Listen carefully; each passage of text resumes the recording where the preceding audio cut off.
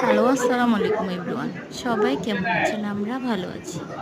আমরা এখন চলে এলাম কক্সবাজার ফিশ ওয়ার্ল্ডে, যেখানে রয়েছে নানা ধরনের ছোট বড় মাছ। যেন মনে হয় এক মাছের রাজ্য। সেখানে আরও রয়েছে কচ্ছপ, কাঁকড়া।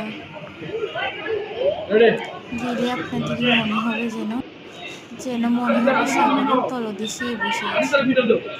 মাছেদের নানা ধরনের খেলাধুলা, আরও রয়েছে হাঙর।